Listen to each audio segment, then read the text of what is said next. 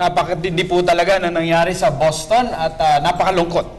Kaya nagpahayag na rin ng pakikiramay at pakikidalamhati ang ating pamahalaan, ang palasyo at maging ang sambayan ng Pilipino dito po sa mga namatay at daang-daang nasaktan, no? 100 mahigit itong mga nasaktan dito sa insidenteng Si ito. Ralph bilang isang atleta, no?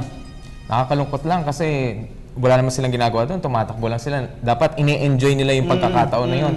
Tapos pati bata nadamay doon sa Dahil incident. pamilya at mga bata ang nag-aantay normally sa finish line. Kaya aming pagdadasal ay para sa lahat ng biktima. Samantala, bumuhos po sa social networking sites gaya ng Facebook, Instagram at Twitter ang mga post ng litrato at hashtag na Pray for Boston. Nag-top sa trending worldwide sa mundo ng Twitter ang hashtag na Pray for Boston dahil sa malaking pagsabog na naganap nga sa kilalang Boston Marathon. Tweet din ang Pinoy celebrity na si Bianca Gonzalez ng panawagan naman sa mga Twitter users na maging responsable sa kanilang pagre-retweet.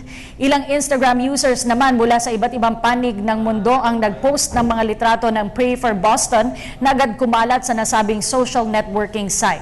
Samantala, libu-libong Facebook users din ang nag-like at nag-share ng posts na may kaugnayan sa nasabing insidente.